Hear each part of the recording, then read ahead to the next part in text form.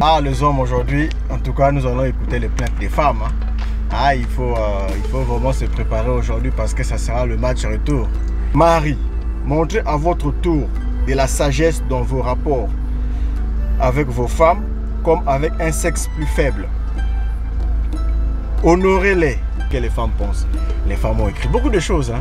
Le respect, la communication, l'attention, de l'amour, voilà, son ami. Donc toutes ces choses, j'ai essayé de voir. J'ai dit, ok, tout le monde dit ça, c'est bien. Maintenant, nous, on va parler un peu de la vie réelle. Quand nous vivons avec nos femmes, en tant que mariés, tout ce qu'on peut lire là, qu'on peut apprendre là, c'est de la théorie. Maintenant, la pratique, qu'est-ce que nous voyons en réalité dans la vraie vie? Alors moi et mon mari, nous avons sélectionné quelques points que nous allons développer dans cette première partie. Qui craignent Dieu. Parce que si tu n'as pas la vie de prière, comment est-ce que tu vas piloter ta maison? Est-ce que vous êtes prêt à sélectionner un homme qui va être un pasteur?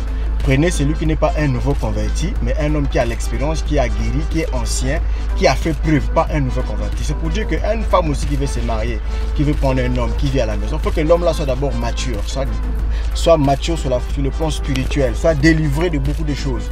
Parce que quand il va craindre Dieu, il pourra aussi te craindre toi. Mais s'il ne craint pas Dieu, exactement, et qu'il te craint seulement toi la femme, quand tu ne seras pas là... La femme ne sera pas là, c'est de la pagaille. Voilà, il a besoin d'un mari qui a une vision.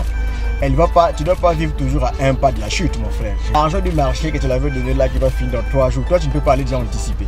Moi ce que je fais, c'est que j'anticipe toujours ma femme. Avant que ça arrive là, j'anticipe toujours. J'essaie de dire que je dois vivre à 3 pas d'elle. Si elle est en train de voir le mois de mai ou le mois de mars, moi je suis déjà au mois de août, septembre. Je dois tout en avance. Le projet, tu peux avoir un salaire, oui, mais un jour le boulot là peut fermer, on peut t'enlever, on peut te licencier, tu peux faire une erreur, une faute. Quelque chose peut couper, tu peux être aussi malade. Hein, comme je peux tomber. Et même ils sont tombés dedans. Voilà pourquoi les prédications de versets qui disent les impudiques n'iront pas au ciel, les adultérés n'iront pas au ciel. On ne lit plus ça. Voilà, pas ceux qui promettent seulement Serge, je serai milliardaire. Non, ça c'est trop vague. Tu peux aller à l'église, prier matin, midi, soir. Dire à la soeur que je serai milliardaire, tu pries. Si tu ne te mets pas à aller bosser, aller chercher, tu n'auras pas ça. C'est juste la personne a eu des choses comme ça, on était assis à la maison, il faisait que prier et tout est tombé dans la chambre. Il n'y en a pas. Ça n'existe dans aucune Bible. La mer rouge, Dieu a ouvert l'eau, mais il fallait qu'eux-mêmes ils marchent aussi. Dieu ne les a pas soulevés pour les faire traverser. Un plan B, un plan C. Et la Bible dit, toi, paresseux, va vers la fourmi et apprends la sagesse. Ça veut dire qu'un frère doit avoir la capacité d'anticiper l'avenir. L'amour et le compliment. Ouais, l'amour et le compliment. Ah, les amis, s'il vous plaît, s'il vous plaît. Toute femme voudra que son mari l'aime. L'aime. Et chaque jour, écoute un peu, je t'aime, tu es belle, tu as bien préparé. Ceci, c'est là. Ouais, c'est là où je dis aux frères, quand on était dans les fréquentations, tu avais des longs textes. Chérie, tu es liste de la vallée. Chérie, tu es l'étoile bleue du matin. À les fréquentations, tu écrivais beaucoup pour la sœur. Même son anniversaire, on voyait tes poèmes là. Des longs textes, des poèmes, des longs textes de l'amour. Mais frère, tu es marié, pourquoi les textes là ne sortent plus? Quand une femme commence à mettre au monde, elle commence à voir les enfants, son ventre qui était tout lisse là commence à avoir un peu de petites montagnes là. Mais c'est ce qu'elle fait vieillir. Les femmes que tu avais aimées là, hein, elle a fané, elle a vieilli, ou elle a eu des enfants, ou elle a accouchement de compliqué, un peu comme ça, des choses peuvent s'écarter, que la femme maigrisse, elle perd un peu. Verset précise bien, il s'est livré lui-même pour elle. Et Wembe dit que si un homme aime une femme, il doit être prêt à mourir pour elle. Si un homme ne peut pas arriver à être prêt à mourir pour cette femme-là, c'est qu'il n'aime pas cette femme. Marido, attirance physique et séduction. Ah, s'il vous plaît, attirance physique et séduction. Oh là là, les hommes. Je l'ai vu, ils achetaient des sous-vêtements des hommes, hein, les habits des hommes. Les hommes comprennent ce que nous portons là. Il a dit ça, quand je vais porter ça, il y avait des petits comptes sueurs aussi. Il dit quand je vais porter ça, ma femme va être... Elle a dit le nom de sa femme, hein, je ne dis pas le nom. Il va beaucoup apprécier, ça sera chaud. Moi j'étais tout seul, je dis oh. Donc les pasteurs aussi, ils ont des idées comme ça. On doit aussi faire un peu de sport. Moi je sais que nous en Afrique, on pense que quand tu as un gros ventre, tu as l'argent. C'est la maladie. Toute femme ne voudrait pas. Je ne sais pas combien de femmes. Oui, hein, ça c'est vrai. Je ne sais pas combien de femmes au monde aimeraient avoir un homme qui a un gros ventre. Toi aussi à la maison, tu sais un peu en tenue des hommes là, avec des petits poupées pour qu'elle te voit toujours dans ces formes-là. Séduire ta femme. C'est ta femme. Que ta femme aussi puisse se sentir. Non, j'ai aussi quand même un mari beau. Qui a toutes ces formes-là. Qui peut être spirituel, mais on ne doit pas oublier qu'on est d'abord dans le corps de chair et on a besoin de satisfaire ses besoins physiques qui est vital pour le corps. Et le corps a besoin de sport pour la santé. Un, pour la santé, deux aussi, pour toi-même. Bonjour à tous, j'espère que vous allez bien. C'est encore nous, les couples MOOC. Bienvenue dans notre chaîne Vie de couple et ses réalités. Aujourd'hui, ça va chauffer les femmes. nous allons chauffer parce que nous allons aborder les thèmes tant attendus. Les attentes de la femme envers son mari ou encore les qualités d'un bon mari qui fera le bonheur de toute femme normale. Alors n'oubliez pas de liker, n'oubliez pas de s'abonner à notre chaîne, inscrivez-vous à notre canal, commentez, et c'est un peu ça. Alors chérie, je dis un peu bonjour. Bonjour les amis. Les hommes aujourd'hui, en tout cas nous allons écouter les plaintes des femmes. Il faut vraiment se préparer aujourd'hui parce que ça sera le match retour. Nous avons tellement frappé les femmes la fois passée sur les attentes de l'homme envers sa femme. Aujourd'hui, nous parlerons des attentes des femmes envers leur mari. Qu'est-ce que les femmes attendent de nous une fois qu'on se marie? Qu'est-ce qu'ils veulent? Qu'est-ce que nous devons leur donner? Et qu'est-ce que toute femme véritable, normale, voudrait avoir auprès d'un homme qu'elle a épousé? C'est ce thème-là que nous allons aborder avec ma femme. Donc la fois passée, nous avions longuement parlé sur les attentes de l'homme envers la femme. On avait commencé en parlant du respect et de la soumission. Et on a fini par un nombre de prières. C'est parmi les temps de points. Et prochainement, dans la phase numéro 2, nous parlerons aussi encore d'autres points parce qu'on n'avait pas pris la partie comportement. Par exemple, les femmes qui sont insolentes, les femmes qui sont autoritaires au foyer, les femmes qui volent l'argent des hommes. Tous ces points-là, nous parlerons de ça dans un autre sujet. Mais pour ce soir, pour ce matin ou bien pour ce soir, peu importe l'heure à laquelle vous nous suivez, nous allons parler d'abord de ce que les femmes attendent de leur mari. Et donc, c'est ce grand sujet que nous allons commencer. Et sans plus tarder, nous allons commencer toujours avec la parole, parce que nous les chrétiens, on ne parle pas sans la parole de Dieu. Nous devons commencer par la Bible parce que la Bible dit au commencement était la parole et la parole était avec Dieu. Si au commencement était la parole, et donc il faut que cette parole-là soit jusqu'à la fin. Alors nous allons commencer par lire la Bible parce qu'en tant que chrétiens, nous devons parler que quand la Bible parle et lorsque la Bible ne parle pas, nous ne devons pas parler. C'est toujours bien d'être équilibré. Nous allons commencer par lire le livre de Matthieu pour lire notre Seigneur Jésus-Christ. Qu'est-ce qu'il dit dans Matthieu, chapitre 19 à partir du verset 4 et 5 et le verset 9 et 10. On va lire ce verset de cette façon-là.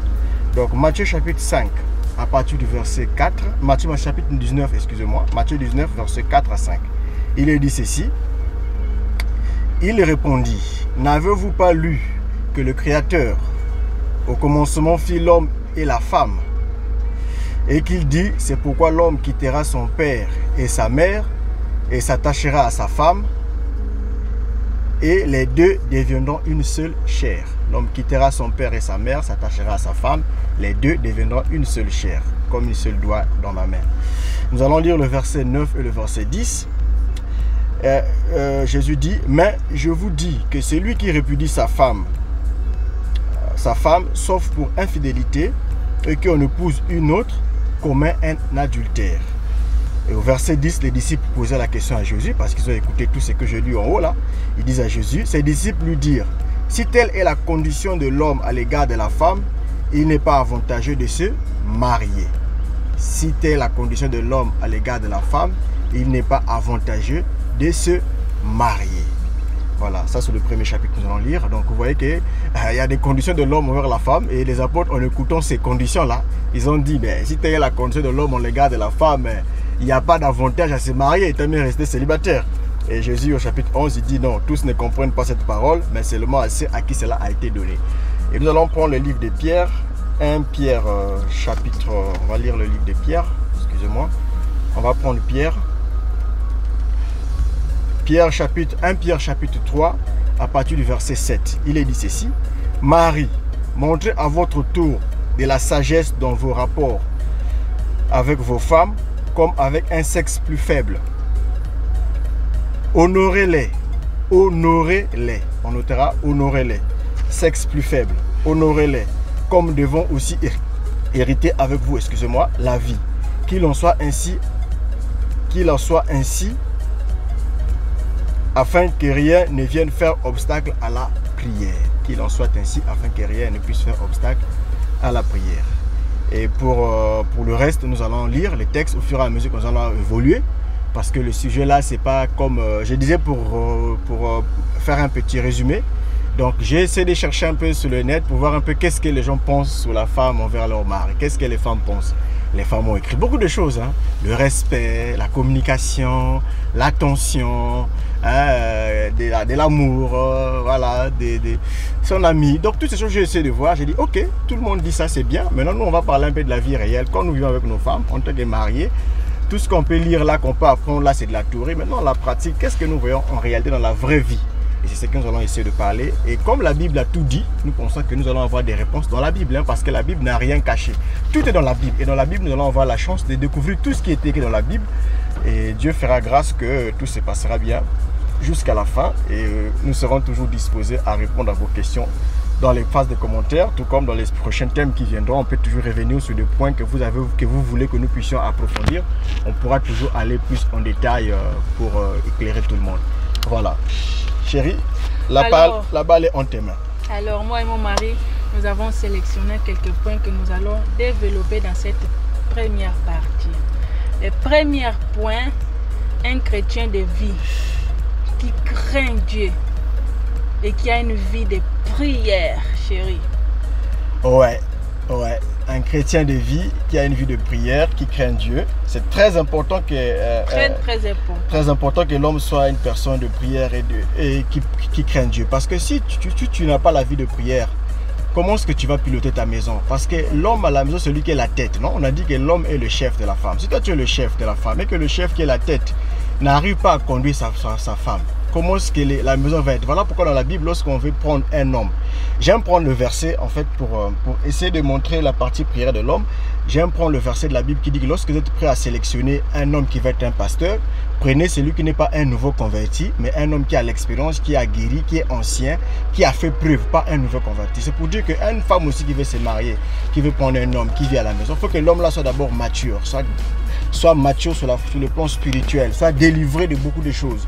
Parce qu'à la suite, vous allez voir quand nous allons parler de beaucoup de points, les parties de délivrance là, il est délivré de ceci, il est délivré de ceci, il est né de nouveau, il est baptisé du Saint-Esprit, il craint Dieu. Quand je parle de craindre Dieu, il doit craindre Dieu dans sa vie, tu le vois.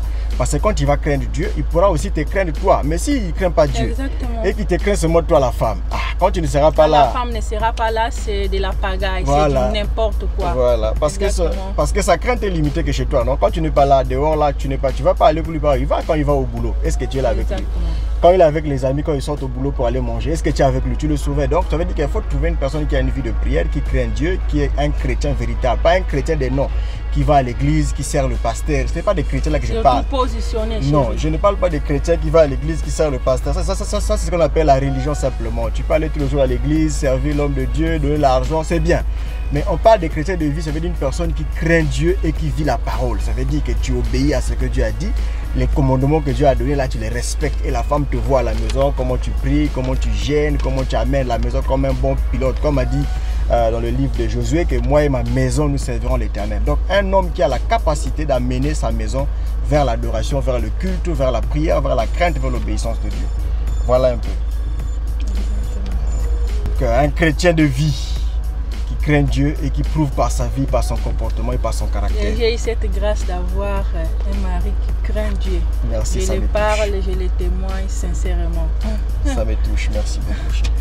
Alors, on peut avancer au deuxième point. Ouais, le premier point, si on veut aborder, on pourra encore approfondir un point individuellement. Mais pour le moment, on parle d'abord de grandes lignes, sinon on ne va pas avoir le temps parce qu'on a un petit temps qui est limité. Voilà. Deuxième point, un visionnaire et bosseur. Ah oui, quand même. Une femme vient au foyer, il a besoin d'un mari qui a une vision. Elle va pas, tu ne dois pas vivre toujours à un pas de la chute, mon frère. Je vais expliquer c'est quoi un pas de la chute. Ça veut dire que toi et ta femme à la maison, vous avez le même niveau de vision. L'argent du marché que tu l'avais donné là qui va finir dans 3 jours, toi tu ne peux pas aller déjà anticiper. Moi ce que je fais c'est que j'anticipe toujours ma femme. Avant que ça arrive là, j'anticipe toujours. Je sais déjà que je dois vivre à 3 pas d'elle. Si elle est en train de voir le mois de mai ou le mois de mars, moi je suis déjà au mois de août, septembre. Je dois tuer en avance. Et un visionnaire, c'est aussi un homme qui a les grandes visions pour sa famille. De projets. Tu peux avoir un salaire, oui, mais un jour le boulot là peut fermer, on peut t'enlever, on peut te licencier, tu peux faire une erreur, une faute. Quelque chose peut couper, tu peux être aussi malade. Hein? Comme je connais mes frères qui travaillent souvent à l'étranger, ils font des overtime incroyables. Ça veut dire que tu vas le matin, tu travailles plus de 12 heures, tu prends les heures supplémentaires, tu t'affanes. Mais le corps là n'est pas un morceau de bois, c'est pas un fer. Un jour le corps ne sera plus là à faire ça. Moi je me rappelle au début quand je travaillais matin, midi, soir, après j'étais devenu malade. Mais en Europe ou à l'étranger, dans des pays développés un peu là, les gens, on utilise l'homme comme une machine. Ça veut dire qu'ils travaillent 24 sur 24. Et il peut même tomber malade au boulot parce qu'il veut travailler des heures supplémentaires pour se faire beaucoup d'argent. Mais jusqu'à quand tu feras ça? Il y aura un moment où le corps sera malade. Donc un homme doit être visionnaire, toujours prévoir à l'avance ce qui va arriver. Toujours en avance des choses. Pas une personne qui subit le temps. Non, le temps doit venir te trouver. Tu avais déjà dévancé les choses. Ta femme doit voir que tu as des grandes ambitions pour les enfants, pour elle. Tu as aussi des projets pour votre couple. Qu'est-ce que vous voulez faire dans 5 ans, dans 10 ans, vos activités. Ce n'est pas seulement des promesses à la bouche. Elle doit voir les réalisations de ce que tu dis. Pas seulement, non chérie, je vais acheter tel terrain là-bas. Chérie, je vais payer tel. Mais non, tu dois le faire et tu dois le faire de façon vraie. Quand tu promets une chose, tu dois aller jusqu'au bout de ça. Elle doit voir le fruit de ce que tu as dit là. Un homme qui a des grandes visions, un homme qui a une grande ambition. Voilà, pas ceux qui promettent seulement, sœur, je serai milliardaire. Non, ça c'est trop vague. Tu peux aller à l'église, prier matin, midi, soir. Dire à la sœur que je serai milliardaire, tu pries. Si tu ne te mets pas à aller bosser, aller chercher, tu n'auras pas ça. C'est juste des paroles en l'air. Voilà, personne n'a eu des choses comme ça. On était assis à la maison, il faisait que prier et tout est tombé dans la chambre. Il n'y en a pas. Ça n'existe dans aucune Bible. Même les cailles qui tombaient au désert, Dieu demandait aux gens d'aller prendre. Même les enfants d'Israël qui ont traversé la mer Rouge, Dieu a ouvert l'eau, mais il fallait qu'eux-mêmes ils marchent aussi. Dieu ne les a pas soulevés pour les faire traverser. Donc l'homme doit avoir la vision, doit anticiper les choses, doit être en avance des choses, doit avoir des projets pour le couple. Des projets, quand je parle des projets, des vrais projets, vous vous asseyez avec votre femme, vous partagez ensemble ces projets-là comme ça. Elle, madame, elle a confiance quand elle écoute ça, elle se dit waouh, voilà, on sait où est-ce qu'on se dirige. On ne marche pas à l'aveuglette. Excuse-moi chérie, je me rappelle au début, dans nos amitiés, il y a mon mari qui avait projet de 10 ans déjà. Non, quand j'aurai 30 ans, ceci, 31 ans, 32 ans. Je me suis marié à 29 ans et quelques, donc à quelques poussières. Toujours des projets. Je me suis dit, waouh, mais c'est magnifique avoir un homme pareil. Hein? Et à la maison, c'est quelqu'un qui a toujours un plan A. Un plan B, un plan C, voire même un plan D. Il faut être visionnaire, il faut avoir de grandes visions. On va passer au point suivant, chérie. Je crois que le vision, les gens comprennent qu'il est important d'avoir des projets, d'avoir des visions et d'aller jusqu'au bout. Pas simplement des paroles en l'air. La Bible dit que les paroles en l'air, ça ne sert à rien. Il faut avoir des paroles que tu appliques, que tu montres ce que tu fais. C'est bon de rêver, non? Voilà, c'est bon de rêver. Mais bon. La Bible dit quoi? Dans Proverbe chapitre 6, verset 6 à 11. Va vers la fourmi, va t'inspirer vers lui. Regarde comment la fourmi fait. La fourmi nous inspire comment être un visionnaire. Ça veut dire la fourmi a vu l'avance. L'hiver va arriver, on est en plein d'été. Il y a le soleil, tout est beau. C'est le moment pour moi de faire le stockage de tout ce qui est matériel, de tout ce qui est alimentation. Parce que quand l'hiver va arriver, je n'aurai plus la capacité d'aller le faire. Et la Bible dit, toi, paresseux, va vers la fourmi et apprends la sagesse. Ça veut dire qu'un frère doit avoir la capacité d'anticiper l'avenir en voyant les choses en avance, en prévoyant le futur comme une fourmi qui sait que l'hiver va arriver. Moi, pendant qu'il fait la chaleur, là, l'été, là, je profite déjà d'aller prendre ma nourriture, garder. Quand l'hiver sera là, que je ne pourrai plus sortir pour aller fouiller à manger. Je vais récupérer ce que j'avais déjà gardé. Et dans ce contexte des visionnaires, là, il y a beaucoup de choses qu'on va développer dans d'autres thèmes. Parce qu'il y a des points où on parlera des affaires. Je pense qu'on pourra bien développer ça en long en large. Voilà. Alors, les prochains points, l'amour et les compliments. Ouais, l'amour et les compliments. Ah, les amis, s'il vous plaît, les amis. Toute femme voudra que son mari l'aime. L'aime. Et chaque jour, écoute un peu, je t'aime. Tu es belle, tu as bien préparé. Ceci, c'est là. C'est là où je dis aux frères, quand on était dans les fréquentations, tu avais des longs textes. Chérie, tu es une liste de la vallée. Chérie, tu es l'étoile du matin. À les fréquentations, tu écrivais beaucoup pour la sœur. Même son anniversaire, on voyait tes poèmes là. Des longs textes, des poèmes, des longs textes de l'amour. Mais frère, tu es marié, pourquoi les textes ne sortent plus? Tu es l'air que je respire. Tu es l'air que je respire. Tu es mon soleil. Après les mariages. Elle a qui disait que tu es mon étoile. C'est toi qui brilles dans mon ténèbre. Mais dès que vous êtes marié, elle veut que tu continues à lui dire ces paroles. Et la femme veut toujours, n'oubliez pas que la femme perd en confiance quand elle commence à accoucher. Quand une femme commence à mettre au monde, elle commence à voir les enfants, son ventre qui était tout lisse là commence à avoir un peu de petites montagnes là. Les sœurs comprennent. Et les hommes, quand ils vont toucher, ce n'est plus lisse comme avant, ça fait un peu de montagne maintenant. Il faut un boulot pour que ça devienne comme avant. Mais toi maintenant le mari, si tu avais aimé que le ventre qui était lisse, qui ne fait plus de montagne, comment tu vas faire? Tu vas commencer à apprécier. Donc, il faut que tu puisses toujours aimer ta femme. Tu dois continuer à lui dire, chérie, tu es belle. Chérie, tu me plais. Chérie, oh, tu es magnifique. Oh, chérie, comme dirait Salomon, comme une biche.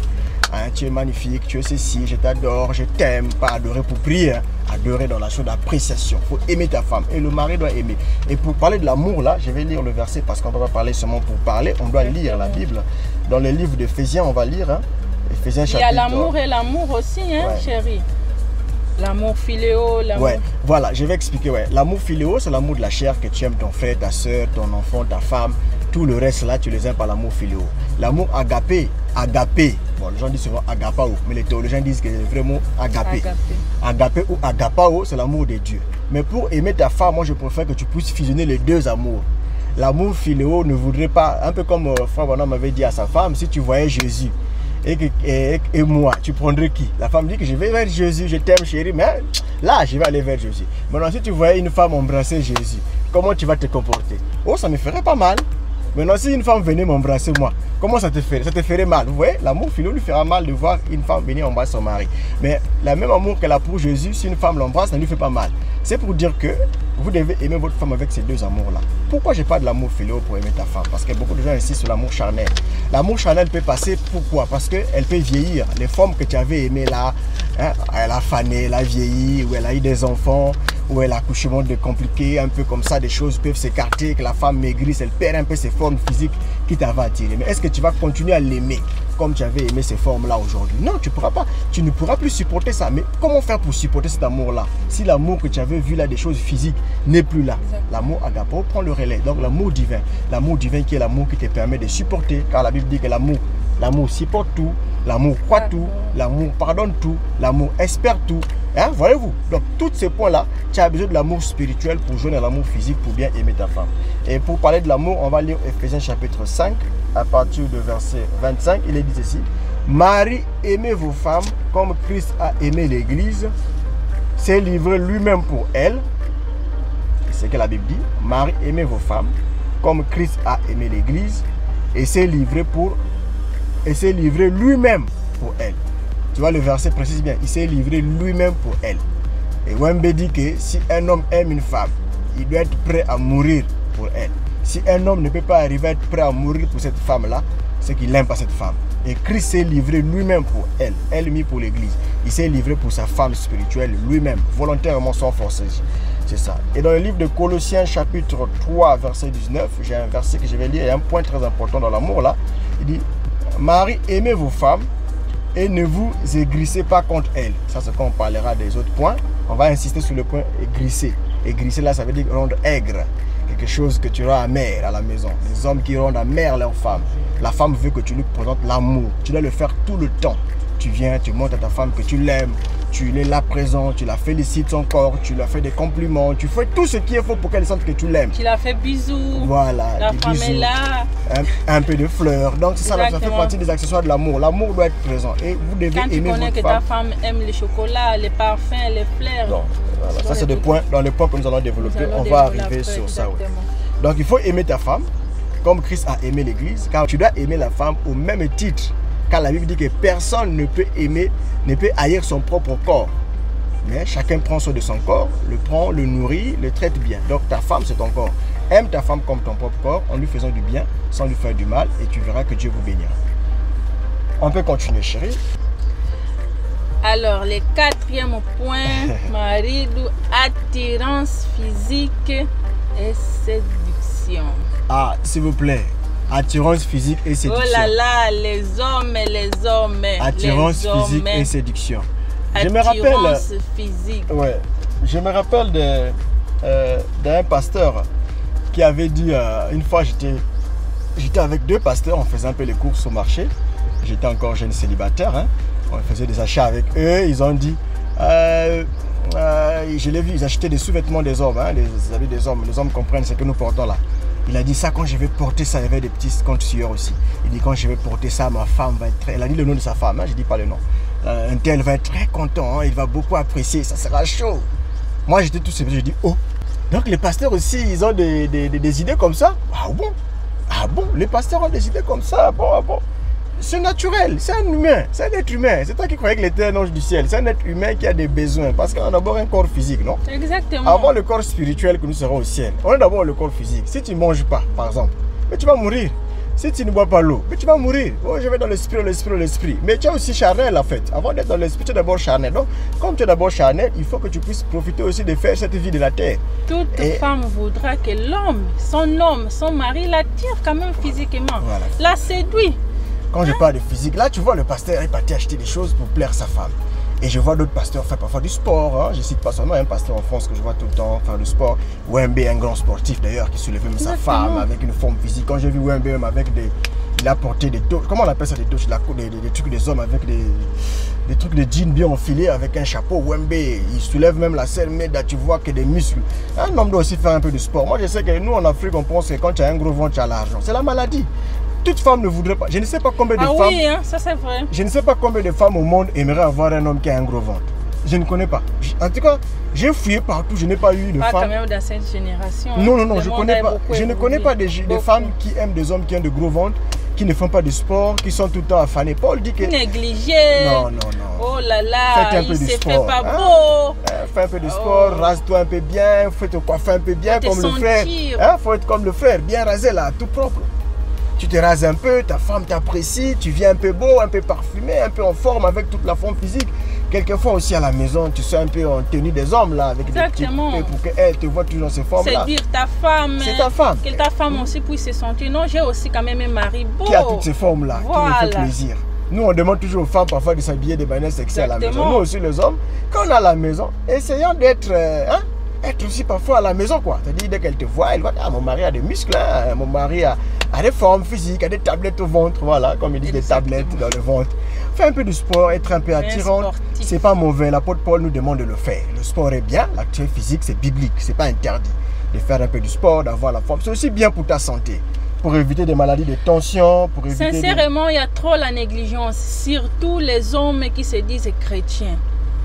Je ne sais pas parce que pour eux, c'est la spiritualité qui compte et le physique ne compte pas. Il y a vraiment la négligence. Non, on doit pas faire ça. Faut changer. Ouais, on doit pas faire ça. On peut être spirituel, mais on ne doit pas oublier qu'on est d'abord dans le corps de chair et on a besoin de satisfaire ces besoins physiques qui est vital pour le corps. Et le corps a besoin du sport pour la santé. Pour la santé, deux aussi, pour toi-même, pour te sentir à l'aise. Moi, quand je fais beaucoup de sport, quand je finis, je me sens tellement léger, je suis en forme, je suis frais, je peux boire un peu de l'eau froide, c'est beau, tu sens que le corps est en forme. C'est très important. Chérie, dans la comme là, physique, par exemple, aujourd'hui, j'ai même aborder, toucher les points sur l'hygiène. Ouais. Alors, le 5e point, un homme protecteur. Oui, un homme protecteur. La Bible dit que Christ est le sauveur de l'Église. Un homme doit protéger sa femme. Je prends l'exemple, par exemple, moi personnellement, la femme, quand vous êtes avec elle, devant la famille de l'homme, vous connaissez vous-même, même les musiciens païens ont chanté. Et souvent la famille pense que la femme que l'homme a épousée est venue pour gaspiller les relations avec leur père, leur mère. Un homme doit protéger sa femme, surtout devant ta famille. Parce qu'aujourd'hui, quand nous les hommes en Afrique, on connaît bien les hommes, les noirs, c'est que nous sommes avec notre culture. Souvent, quand les hommes meurent, les femmes sont marginalisées, chassées de la maison, beaucoup de choses. Et toi, tu dois être là à protéger ta femme. Tu la protèges en faisant quoi? En mettant déjà les choses en avance. Comme disait notre précieux pasteur. La maison au nom de ma femme, mais ceci au nom de ma femme. Tu la protèges en faisant ça. Tu dois la protéger sur le plan financier, sur le plan de l'héritage, sur le plan des enfants, sur le plan de sa santé. Ce n'est pas une machine à mettre au monde les enfants aussi. À un moment donné, tu dois la protéger. Tu dis, chérie, on doit avoir un autre enfant. Tu peux aussi la dire, non chérie. Pour le bien de ta santé, je ne préfère pas. Tu dois te reposer un peu. Et protéger la femme, ici, je peux prendre un exemple. Par exemple, nous, on avait une veillée là où on voulait que les femmes aillent là-bas.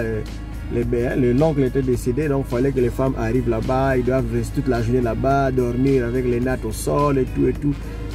Pour toi, si tu es un frère, tu dis que bon, moi la tradition de faire des choses comme ça là, c'est moi, ça passe pas, je suis un chrétien.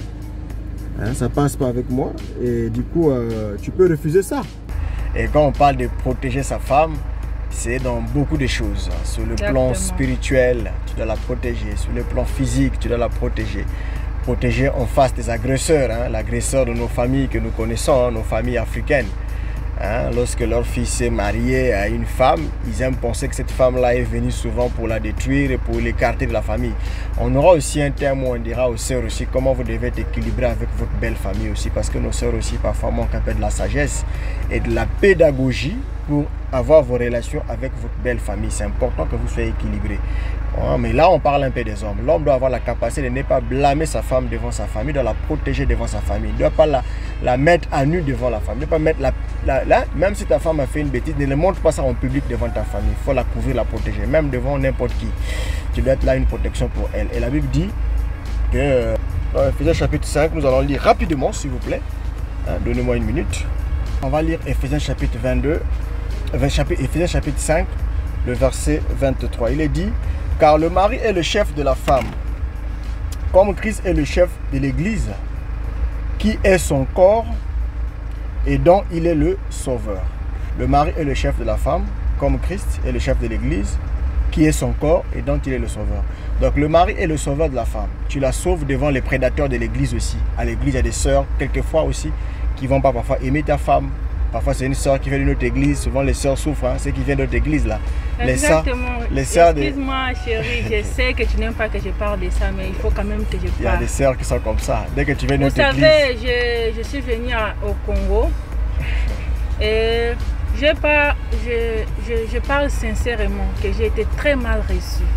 Très mal reçue au milieu chrétien. Des gens qui se disent chrétiens.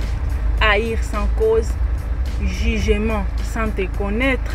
Mais c'était vraiment du n'importe quoi. Du n'importe quoi. C'était quelque chose qui m'avait fait beaucoup mal. Et je me rappelle une fois, j'avais dit à mon mari, si je ne t'aimais pas réellement, j'allais pas accepter d'être là, de rester ici. On allait ailleurs. Parce que c'était trop. Je ne sais pas si c'était à cause de la couleur de peau. Je sais pas si j'étais parce que c'était pas mon pays, une étrangère. Ouais. Ça, dans ce contexte-là, vraiment, c'était malheureux. Et mon mari était beaucoup. C'est malheureux, malheureusement, que dans les milieux chrétiens, quand vous ne partagez pas les mêmes églises, quand tu viens prendre une sœur, quelquefois, ça frustre un peu les autres. Prenez quand même le temps de connaître la personne avant de juger. Il y en a qui jugent comme ça gratuitement. Ah oui, même vous ne connaissez pas, vous jugez parce qu'elle est métissée, parce qu'elle est ceci, sans connaître. Il y a des gens qui m'ont dit des choses vraiment tristes, qu'elle est païenne et tout. Je suis née quand même dans les messages. C'est bon. C'est une parenthèse. Donc, merci. Une parenthèse. Donc ça veut dire que l'homme doit le protéger dans des milieux pareils, dans des milieux ecclésiastiques où il y a des gens qui veulent toujours diaboliser les autres, parler mal des autres sœurs, critiquer. Une fois que tu es marié, tu dois être une protection pour ta femme. Elle ne doit pas être commandée facilement par n'importe qui. Les diacres qui la blâment partout, c'est une femme mariée. Il y a des diacres parfois qui sont impolis. Hein. Ils pensent parce qu'ils ont eu un poste parfois à l'église pour faire asseoir les gens, il est sauvé à l'église, mais ils pensent qu'il devient le mari de la sœur. Ils blâment une femme mariée. Il y a même des pasteurs aussi parfois courageux qui parfois veulent visiter la femme d'autrui. C'est pas bien. L'homme doit protéger sa femme en mettant beaucoup de barrières derrière. Et je me rappelle même pour notre famille, parce que le verset biblique ajoute, je vais prendre le verset 25 de Éphésiens chapitre 5, il dit ceci. Marie, aimez vos femmes comme Christ a aimé l'église et s'est livré lui-même pour elle. Moi, je me suis livré moi-même pour ma femme. Je prends un exemple. On a dit que non, les femmes doivent aller, on a une veillée, elle doit dormir ici sur les nattes. Moi j'ai dit à ma famille, nous sommes des chrétiens, on ne croit pas qu'il faut dormir au sol avec des nattes. Ma femme dort à la maison bien, elle ne va pas dormir aux nattes ici. Si c'est ça la tradition là, frappez ça sur moi. C'est moi qui ne veux pas qu'elle dort là-bas. Elle vient à la veillée avec moi, elle regarde, elle aide, elle fait un peu des trucs, elle lave des trucs, elle essaie de soutenir. Après, le soir, elle et moi, on rentre à la maison. C'est une façon pour toi de mettre tes barrières. Tu es chrétien. Et comme ça, la famille verra déjà que ce garçon-là, avec sa femme, il est clair. Mais si devant la famille, tu es un pec, tu es un yuma, tu n'as pas un mot à dire. Tu es tout le temps froid devant ta famille. Ta femme a déjà peur de toi, c'est de dire, ah, mais ce monsieur, le jour qui ne sera pas là, cette famille va danser sur mon nez. Hein.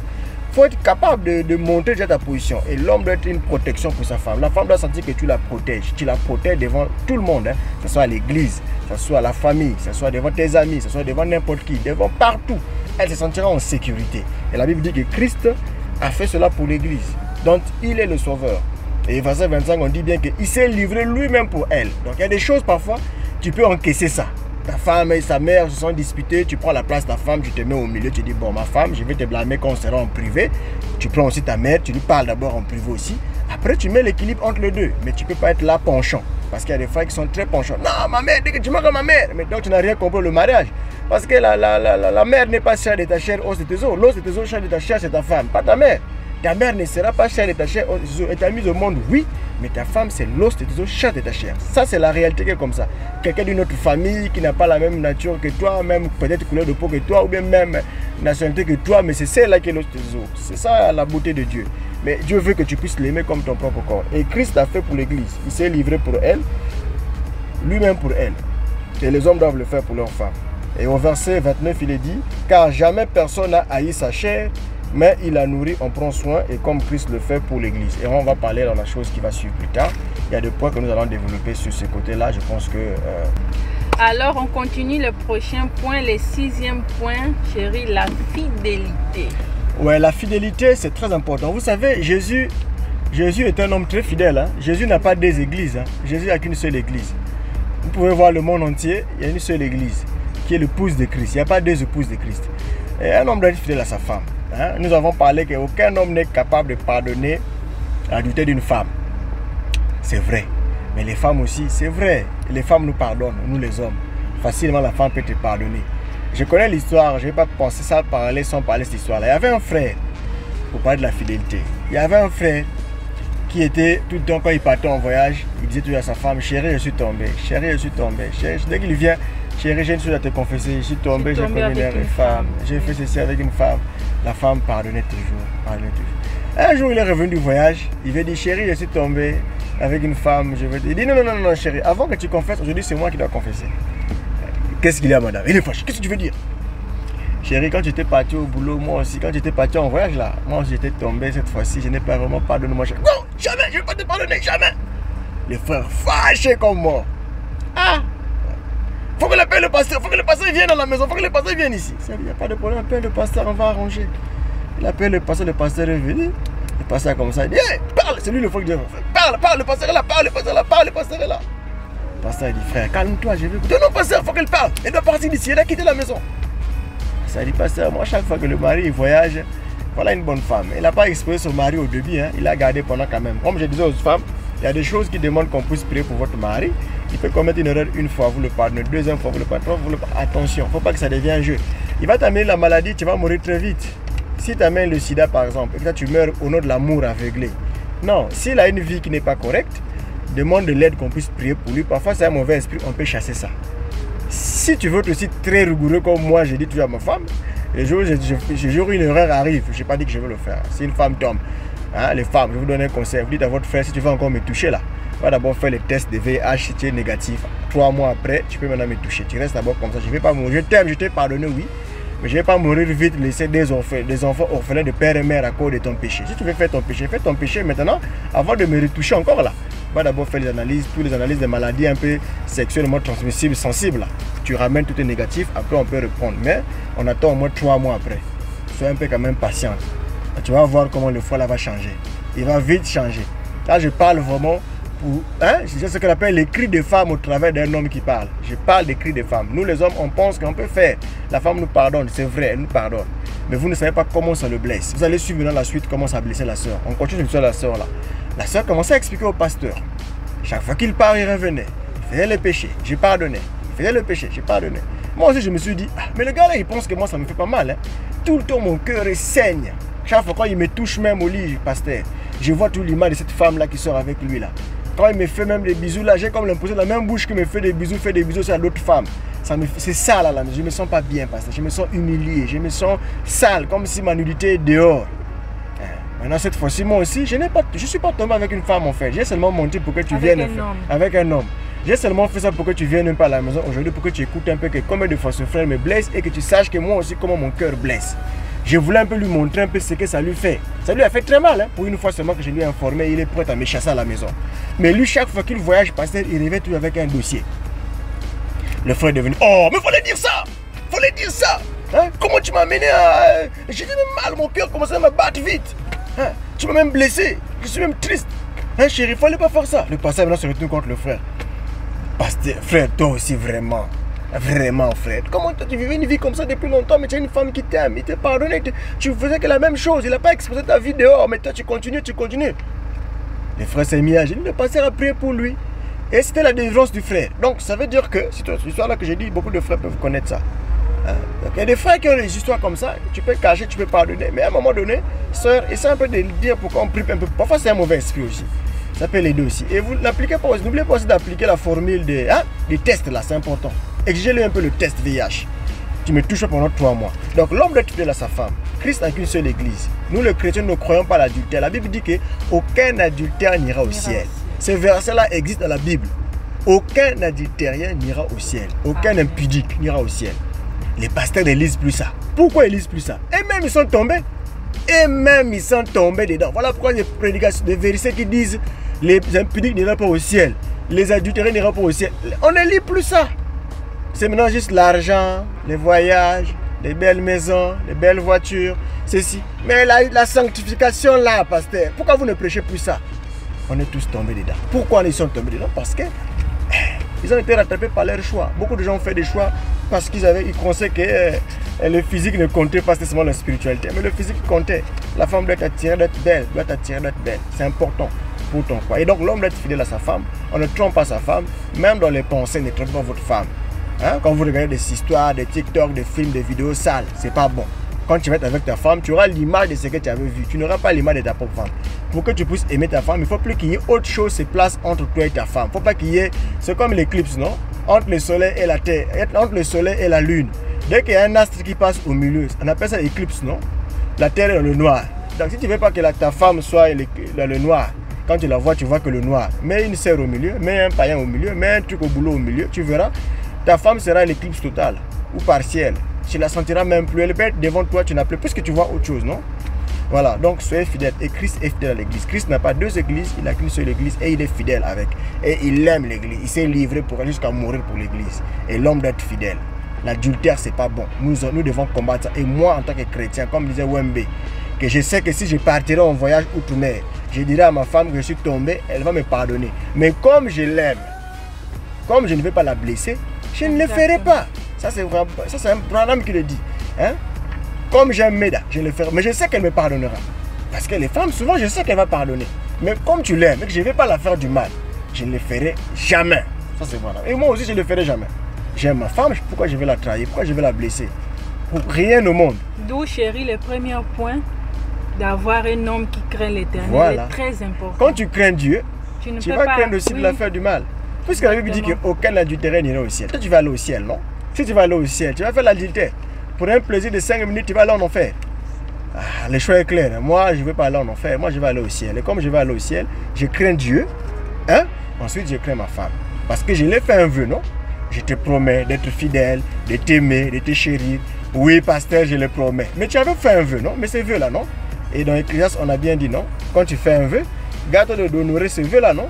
Quand tu fais un vœu, ne mens pas ce vœu-là, il faut l'accomplir. Et le vœu de fidélité, on l'a fait à nos femmes. Tout le monde qui s'est marié a fait un vœu.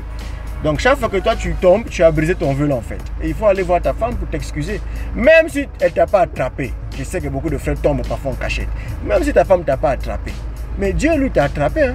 Tu vas aussi tromper Dieu. Tu peux tromper ta femme et tu n'as pas vu. Mais Dieu au ciel, tu l'as trompé. Non, tu l'as vu. Soyons fidèles à nos femmes. C'est très important parce que nous avons fait un engagement envers elles et envers Dieu et envers ceux qui étaient là le jour-là quand tu faisais ton vœu à la chair.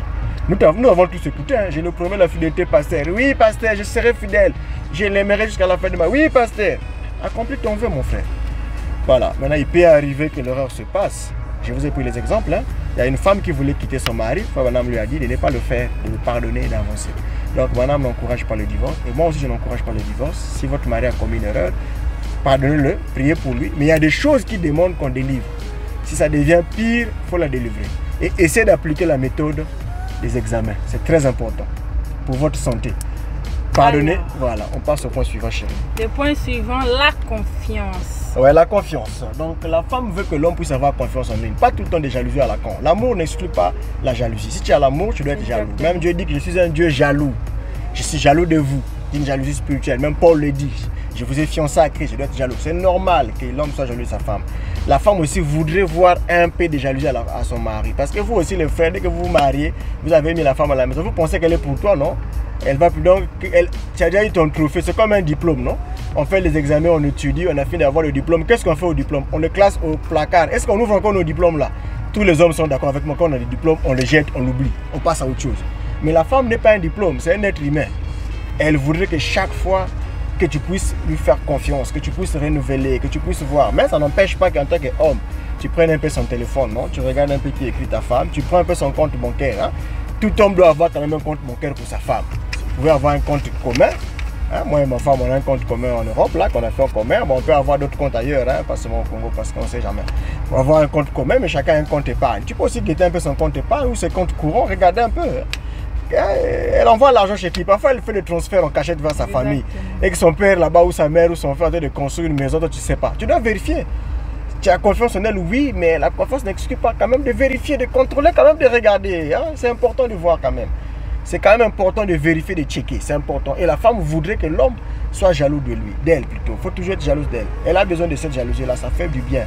L'amour a besoin de la jalousie. Parce que quand on aime une personne, on ne veut pas que quelque chose de mal arrive, on ne peut pas la blesser, on ne veut pas aussi qu'elle souffre. Donc il faut toujours contrôler parfois de temps en temps ta femme. C'est important. Et aussi avoir confiance en elle. Et aussi avoir confiance qu'elle ne te trahira pas. Pas comme les gens de frères, dès que la femme est partie là. Oh, tu as trop mis, tu étais chez qui? Montre-moi, je vais vérifier. Hein? Comme les histoires des sœurs que je connais là, qui doivent sentir un peu l'odeur de ma... Tu sens quoi là? Qui t'a mis le parfum de... pour voir s'il y a une femme qui t'a fait un bisou quelque part. Non, ayez confiance en elle. Hein? Faites confiance à votre femme.